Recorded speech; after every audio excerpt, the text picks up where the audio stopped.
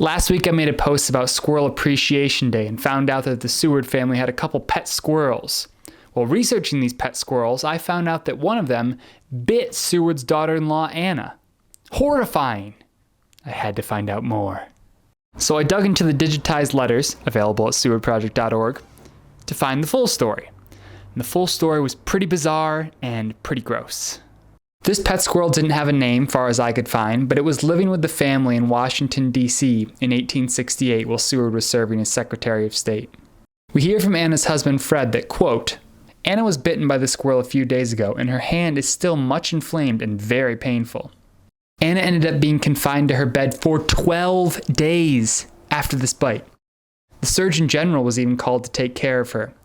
Understandably, the Sewards wanted this squirrel out of the house, so they pawned it off on their cousin's father-in-law.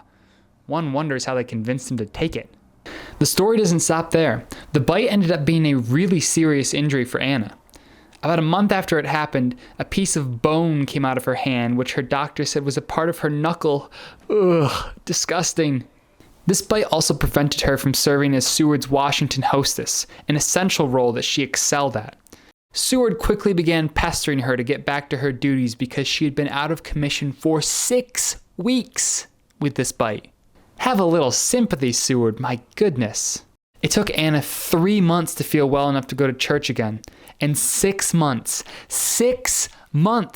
after the initial bite, she was still in pain. At this point, the trail of the squirrel bite in the letters goes cold. I know this isn't the most pleasant story, but it really shows you what a great resource the Seward letters are. You can find first-hand accounts of major historical events, and you can find weird little episodes of stuff like this.